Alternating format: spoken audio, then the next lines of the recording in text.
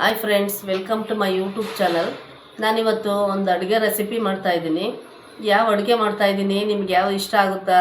ಇಷ್ಟ ಆದರೆ ಲೈಕ್ ಮಾಡಿ, ಶೇರ್ ಮಾಡಿ, ಸಬ್ಸ್ಕ್ರೈಬ್ ಮಾಡಿ. ನಾನು ಗೋಬಿ ಮಂಚೂರಿ ಮಾಡ್ತಾಯಿರೋದು. ಅದಕ್ಕೆ ಯಾವ ಪದಾರ್ಥಗಳು ಬೇಕು ನೋಡೋಣ ಬನ್ನಿ. ನಾನು ಈರುಳ್ಳಿನ ಚಿಕ್ಕದಾಗಿ ಕಟ್ ಮಾಡಿ ಇಟ್ಕೊಂಡಿದ್ದೀನಿ. ಹಾಗೆಯೇ ಕ್ಯಾಪ್ಸಿಕಮ್ ಕಟ್ ಮಾಡಿ ಇಟ್ಕೊಂಡಿದ್ದೀನಿ. ಕೊತ್ತಂಬರಿ ಸೊಪ್ಪು ಸಣ್ಣದಾಗಿ ಕಟ್ ಮಾಡಿ ಇಟ್ಕೊಂಡಿದ್ದೀನಿ. ಬೆಳ್ಳುಳ್ಳಿನ ಚಿಕ್ಕದಾಗಿ ಕಟ್ ಮಾಡಿ ಇಟ್ಕೊಂಡಿದ್ದೀನಿ. ಶುಂಠಿನೂ ಅಷ್ಟೇ ಚಿಕ್ಕದಾಗಿ ಕಟ್ ಮಾಡಿ ಇಟ್ಕೊಂಡಿದ್ದೀನಿ. ಗ್ರೀನ್ ಚಿಲ್ಲಿ, ರೆಡ್ ಚಿಲ್ಲಿ, ಮೈದಾ ಹಿಟ್ಟು, ಕಾರ್ನ್ಫ್ಲೋರು, ಟೊಮೊಟೊ ಸಾಸು, ಗೋಬಿ ಹೂಕೋಸು, ಶುಂಠಿ ಬೆಳ್ಳುಳ್ಳಿ ಪೇಸ್ಟು, ಕಾಳು ಮೆಣಸಿನ ಪುಡಿ.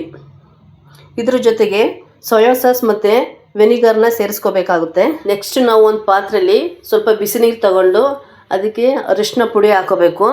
ಅದ್ರ ಜೊತೆಗೆ ಸ್ವಲ್ಪ ಉಪ್ಪನ್ನ ಹಾಕ್ಕೊಂಡು ನೀಟಾಗಿ ಮಿಕ್ಸ್ ಮಾಡಿದ ನೀರಿಗೆ ನಾವು ಗೋಬಿ ಇಟ್ಕೊಂಡಿರ್ತೀವಲ್ಲ, ಫಸ್ಟೇ ಒಂದ್ಸರಿ ತೊಳೆದು ಇಟ್ಕೊಂಡಿರ್ತೀವಿ.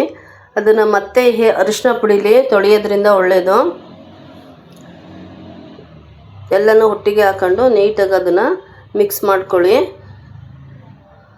ಅದನ್ನು ತೊಳೆದ್ಬಿಟ್ಟು ಸ್ವಲ್ಪ ಹಾಗೆ ಒಂದು 10 ನಿಮಿಷ ಹಾಗೆ ಇಡಿ. ಏನಕ್ಕೆ ಅಂತ ಹೇಳಿದರೆ ಅದು ಕ್ಲೀನೂ ಆಗುತ್ತೆ ಮತ್ತು ಅದು ಕಲ್ಲರು ಸ್ವಲ್ಪ ಚೇಂಜ್ ಆಗಿರುತ್ತೆ ಅದರಿಂದ. ನೆಕ್ಸ್ಟ್ ನಾವು ಇನ್ನೊಂದು ಪಾತ್ರೆ ತಗೊಂಡು ಅದಕ್ಕೆ ಮೈದಾ ಹಿಟ್ಟು, ಕಾರ್ನ್ಫ್ಲೋರು,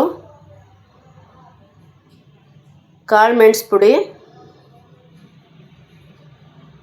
ಅರಿಶಿನ ಪುಡಿ, ಅಚ್ಚ ಖಾರದ ಪುಡಿ, ಶುಂಠಿ ಬೆಳ್ಳುಳ್ಳಿ ಪೇಸ್ಟು, ರುಚಿಗೆ ತಕ್ಕಷ್ಟು ಉಪ್ಪು ಇಷ್ಟನ್ನು ಹಾಕಿ ಇದ್ರ ಜೊತೆಗೆ ಸ್ವಲ್ಪ ನೀರನ್ನು ಆ್ಯಡ್ ಮಾಡ್ಕೋಬೇಕು. ನೀರು ಆ್ಯಡ್ ಮಾಡಿಕೊಂಡು ನೀಟಾಗಿ ಅದನ್ನು ಮಿಕ್ಸ್ ಮಾಡ್ಕೋಬೇಕು. ಮಿಕ್ಸ್ ಮಾಡಿದಷ್ಟು ಪೇಸ್ಟು ನೀಟಾಗಿ ಬರುತ್ತೆ. ಅದನ್ನು ಸ್ವಲ್ಪ ಹೊತ್ತು ಬಿಟ್ಬಿಟ್ಟು ಅದಕ್ಕೆ ನಾವು ಆ ಗೋಬಿನ ಮಿಕ್ಸ್ ಮಾಡ್ಕೋಬೇಕು. ತುಂಬ ತೆಳುವಾಗಿ ಮಾಡ್ಕೋಬೇಡ್ದು. ಅದು ಗೋಬಿಗೆಲ್ಲ ನೀಟಾಗಿ ಅದು ಅಂಟ್ಕೋಬೇಕು. ಆ ಥರ ಸ್ವಲ್ಪ ಗಟ್ಟಿನೇ ಇರಬೇಕು, ತಿಕ್ನೆಸ್ ಗಟ್ಟಿನೇ ಇರಲಿ. ಅದನ್ನು ನೀಟಾಗಿ ಮಿಕ್ಸ್ ಮಾಡಿಕೊಂಡು ಅದನ್ನು ಒಂದು ಕಡೆ ಇಟ್ಕೊಳ್ಳಿ. ನೆಕ್ಸ್ಟ್ ನಾವು ಇನ್ನೊಂದು ಪಾತ್ರೆ ತಗೊಂಡು ಅದಕ್ಕೆ ಎಣ್ಣೆ ಕಾಯಕ್ಕೆ ಇಟ್ಟಿರ್ತೀವಲ್ವ, ಅದಕ್ಕೆ ನಾವು ಗೋಬಿನ ಹಾಕೋಬೇಕಾಗುತ್ತೆ. ಕಲ್ಲರು ಚೇಂಜ್ ಆಗುತ್ತೆ. ಅದು ನೀಟಾಗಿ ನಾವು ಬೇಯಿಸ್ತಾ ನೋಡಿ ಕಲರ್ ಯಾವ ಥರ ಬಂದಿದೆ ಅಂತ.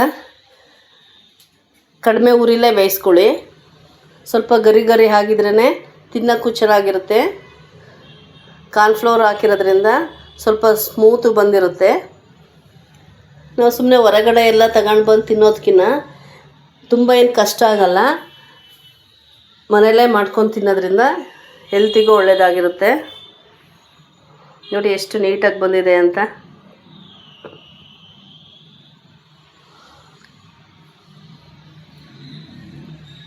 ಈ ಥರ ಗರಿಯಾಗಿ ಬರಬೇಕು. ನೆಕ್ಸ್ಟ್ ಇನ್ನೊಂದು ಪಾತ್ರೆಗೆ 1-2 ಸ್ಪೂನು ಆಯಿಲ್ ಹಾಕ್ಕೊಂಡಿದ್ದೀನಿ. ಅದಕ್ಕೆ ಕಟ್ ಮಾಡಿ ಇಟ್ಕೊಂಡಿದ್ದ ಬೆಳ್ಳುಳ್ಳಿ ಮತ್ತು ಶುಂಠಿ ಹಾಕ್ಕೊಂಡಿದ್ದೀನಿ.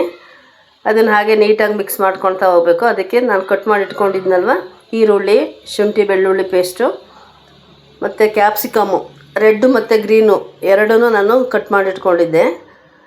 ಅದನ್ನು ನೀಟಾಗಿ ಮಿಕ್ಸ್ ಮಾಡ್ಕೋಬೇಕು. ದೊಡ್ಡ ಉರಿ ಮಾಡ್ಕೋಬೇಡಿ. ರುಚಿಗೆ ತಕ್ಕಷ್ಟು ಉಪ್ಪು ಹಾಕ್ಕೊಂಡಿದ್ದೀನಿ. ಮತ್ತು green chilli, red chilli mix ಮಾಡ್ಕೊಂಡಿದ್ದೀನಿ. ಅದನ್ನು ಅಷ್ಟೇ ನೀಟಾಗಿ ಮಿಕ್ಸ್ ಮಾಡ್ಕೋಬೇಕು. ನಂತರ ವೆನಿಗರು, ಸೋಯಾ ಸಾಸ್ ಎರಡೂ ಹಾಕಿದ್ದೀನಿ. 1 ಸ್ಪೂನ್ ಹಾಕಿದರೆ ಸಾಕು. ನಿಮ್ಗೆ ಎಷ್ಟು ಬೇಕೋ ಅಷ್ಟು ನೋಡಿಬಿಟ್ಟು ಅದನ್ನು ಆ್ಯಡ್ ಮಾಡ್ಕೊಳ್ಳಿ.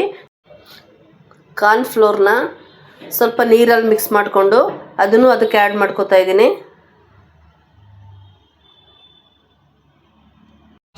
ಚೆನ್ನಾಗಿ ಮಿಕ್ಸ್ ಮಾಡ್ತಾ ಹೋಗಿ.